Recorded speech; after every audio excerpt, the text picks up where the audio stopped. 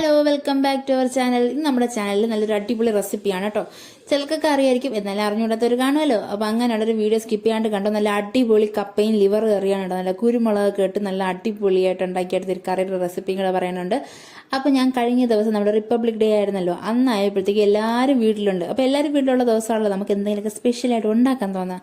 അപ്പോൾ അന്നായപ്പോഴത്തേക്കും ഉച്ചയ്ക്ക് ഊണൊക്കെ കഴിഞ്ഞിരുന്നപ്പോൾ ചേട്ടൻ ചെന്ന കുറച്ച് കപ്പയും പിന്നെ നമ്മുടെ ലിവറൊക്കെ മേടിച്ചിട്ട് വന്നിട്ടുണ്ടായിരുന്നേ. ഈ ലിവറൊക്കെ എനിക്കിഷ്ടമാണ്, പക്ഷെ അത് കഴുകി എടുക്കണം മാത്രം എനിക്ക് ഇഷ്ടമില്ല. കാരണം എത്ര കഴുകിയാലും അതിൽ നിന്ന് എന്തോ ഇങ്ങനെ ബ്ലഡ് വന്നുകൊണ്ടിരിക്കെ. അത് മാത്രമേ എനിക്ക് ആ ലിവർ കറി വെക്കുന്നതിൽ ഇഷ്ടമില്ലാത്തൊരു കാര്യമായിട്ടുള്ളൂ.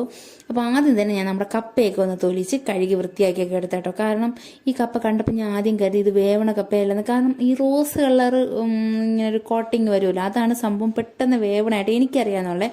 പക്ഷേ ഇത് ഞാൻ മുറിച്ചെടുത്തതുപോലെ ആയിരുന്നില്ല കേട്ടോ, നല്ല അടിപൊളിയായിരുന്നു, പെട്ടെന്ന് വെന്ത് കിട്ടി. അങ്ങനെ കപ്പയൊക്കെ കഴുകി വാരി ഞാൻ കുക്കറിലാക്കി വെച്ചു കൊടുത്തു. കുക്കറിൻ്റെ മൂടിയൊന്നും ഞാൻ മൂടില്ല കേട്ടോ, കാരണം എനിക്ക് പേടിയാണ് കുക്കറിൽ കപ്പയൊക്കെ വേവിക്കാൻ വേണ്ടിയിട്ട്. തുറന്ന് വെച്ച് ഉപ്പൊക്കെ ഇട്ട് വേവിക്കും. ഉപ്പ് ഞാൻ വേവിക്കാൻ വയ്ക്കണതിൻ്റെ കൂട്ടത്തിൽ തന്നെ ഇട്ട് കൊടുക്കും, ലാസ്റ്റ് ഇടാറില്ല കേട്ടോ. അപ്പോൾ എനിക്ക് എന്തോ കിട്ടാത്ത പോലെ തോന്നും എല്ലാത്തിലും. ചിലർ നമ്മുടെ കപ്പയൊക്കെ തിളച്ച് ഊറ്റാൻ നേരത്തായിരിക്കും അതിൽ ഉപ്പ് ഒഴിച്ചു കൊടുക്കുക. അപ്പോഴത്തേക്ക് ഉപ്പ് നേരെ പിടിക്കാത്തവരെ എനിക്ക് തോന്നും കേട്ടോ. അങ്ങനെ അതൊക്കെ അടുപ്പത്ത് വെച്ച് കൊടുത്തിട്ട് നേരെ നമ്മുടെ കടലൊക്കെ വൃത്തിയാക്കി എടുത്തു. കണ്ടോ, നല്ല അടിപൊളിയായിട്ട് വൃത്തിയാക്കി ക്ലീൻ ചെയ്തൊക്കെ എടുത്ത് കുറേ കഷ്ടപ്പെട്ടു. ഒരു ലോഡ് വെള്ളം ഞാൻ ഒഴിച്ചു, എനിക്ക് എന്തോ ഒരു തൃപ്തി പറഞ്ഞിട്ടുണ്ടായിരുന്നില്ല. അവസാനം കുറച്ച് ചൂട് വെള്ളം ഒഴിച്ച് കഴുകിയതിന് ശേഷമാണ് എനിക്ക് സമാധാനമായത്. അപ്പോൾ അത് കഴുകി വാരി ഒന്ന് മാറ്റി വെച്ചു. എന്നിട്ട് നമ്മുടെ അടുത്ത പരിപാടി എന്ന് പറഞ്ഞാൽ തേങ്ങാക്കൊത്ത് റെഡിയാക്കലാണ്. ഞാൻ വിചാരിച്ചിരുന്ന ലിവർ ഇച്ചിരി തേങ്ങാക്കൊത്തൊക്കെ ഇട്ട് നല്ല അടിപൊളിയായിട്ട് വെക്കുക. നമ്മൾ ബീഫൊക്കെ വയ്ക്കുമ്പോഴത്തേക്കും തേങ്ങാക്കൊത്തിരുമ്പോൾ നല്ല അടിപൊളി ടേസ്റ്റ് തോന്നൂലേ, എനിക്കങ്ങനെ തോന്നാറുണ്ട് കേട്ടോ. അപ്പം ഞാൻ കരുതി ഇനി നമുക്ക് ലിവർ തേങ്ങാക്കൊത്തൊക്കെ ഇട്ട് വയ്ക്കാമെന്ന്. പക്ഷേ ഇത് ചുരണ്ടി എടുക്കണ പോലെ കഷ്ടപ്പാട് വേറെ ഒന്നുമില്ല. ഇന്ന് എന്തോ മറ്റേ പൊട്ടനെ ലോട്ടറി അടിച്ചെന്ന് പറയുന്ന അവസ്ഥയിൽ എങ്ങനെയൊക്കെയോ ഇളവിയൊക്കെ വന്നു. സാധാരണ ഇത് ചൂടാക്കിയിട്ട് എടുത്താൽ കിട്ടുമെന്ന് പറയും, പക്ഷേ എനിക്കിതുവരെ ചൂടാക്കി എടുക്കുമ്പോഴത്തേക്ക് അങ്ങനെ വിട്ട് വന്നിട്ടില്ല കേട്ടോ. അതെങ്ങനെയാണെന്ന് അറിയാമെന്നുള്ളൊന്ന് പറഞ്ഞു തരണം കേട്ടോ കമൻറ്റിൽ കൂടെ. അത് കഴിഞ്ഞ് പിന്നെ നമ്മുടെ ജിഞ്ചർ ഗാർലിക് പേസ്റ്റ് ഉണ്ടാക്കുക. അപ്പോൾ അതിന് വേണ്ടിയുള്ള ഇഞ്ചിയും വെളുത്തുള്ളിയൊക്കെ നമ്മുടെ കുട്ടി ജാറിലിട്ടൊന്ന് ചതച്ചെടുത്തു. അപ്പോൾ ഇച്ചിരി ഇഞ്ചിയൊക്കെ ഈ കറിക്ക് ഇച്ചിരി കൂടുതൽ ഇടണം കേട്ടോ. നമുക്ക് ലിവറൊക്കെ ആകുമ്പോഴത്തേക്ക് ഇച്ചിരി ദഹിക്കേണ്ട ആവശ്യങ്ങളൊക്കെ ഉണ്ടല്ലോ. അപ്പോൾ നമുക്ക് കുറച്ച് കൂടുതൽ ഇടുമ്പോഴത്തേക്ക് അതിന് ടേസ്റ്റ് കിട്ടത്തുള്ളൂ. അതുപോലെ നമുക്കും അതാണ് നല്ലത്. അങ്ങനെ പിന്നെ ഞാൻ ഉരുളിയിൽ നമ്മുടെ തേങ്ങാക്കൊത്തൊക്കെ ഇട്ട് ആദ്യം വറുത്തെടുത്തു. ഈ വറുത്ത് പറഞ്ഞ തേങ്ങാക്കൊത്ത് തിന്നാൻ ഒരു ഹോബിയാണ് കേട്ടോ, ഭയങ്കര ഇഷ്ടമാണ്. പക്ഷേ ആകെ ഇച്ചിരി പോരം കൊത്തേ ഉണ്ടായിരുന്നുള്ളൂ. പിന്നെ അതിൽ നിന്ന് പിന്നെ ഞാൻ പറക്കി തിന്നാൻ നിന്നാൽ പിന്നെ അതിലൊന്നും കാണൂല.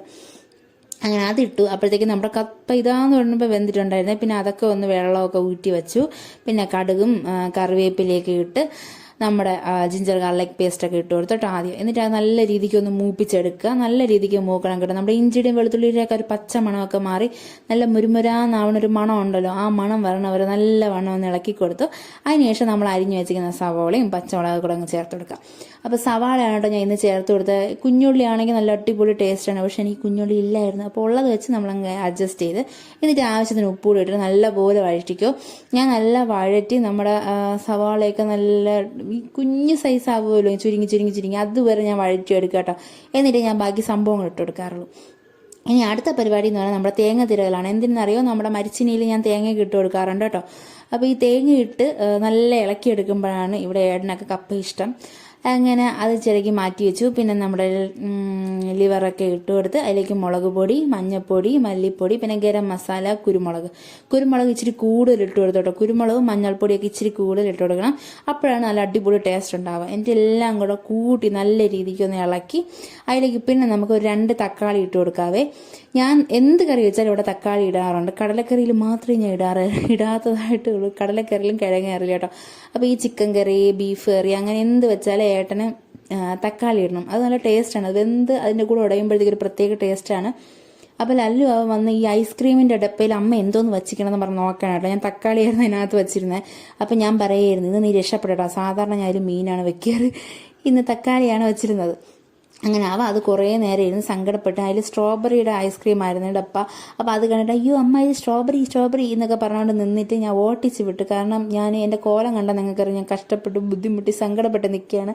കാരണം തളർന്ന് പണ്ടാരടങ്ങി രാവിലെ തൊട്ട് തുടങ്ങിയ ജോലിയായിരുന്നേ. അങ്ങനെ പിന്നെ നമ്മുടെ മരിച്ചിനിയിൽ തേങ്ങയൊക്കെ ഇട്ട് ഇളക്കി നല്ല ടേസ്റ്റ് ഉണ്ടായിരുന്നു കേട്ടോ. അതൊക്കെ അങ്ങ് മാറ്റി വെച്ചു. അപ്പോഴത്തേക്കും പിന്നെ നമ്മുടെ ലിവർ കറിയൊക്കെ നല്ല അടിപൊളിയായിട്ട് വെന്ത് കണ്ടോ, എന്ത് ചന്തമാക്കിയാൽ കാണാം. ആഹാ, നല്ല ടേസ്റ്റ് ആയിരുന്നു കേട്ടോ. അപ്പോൾ നിങ്ങൾ എല്ലാവരും ട്രൈ ചെയ്ത് നോക്കണം. ഒരിക്കലെങ്കിലും മാസത്തിൽ ഒരിക്കലൊക്കെ വെച്ച് കഴിക്കാൻ നല്ലതാണ്.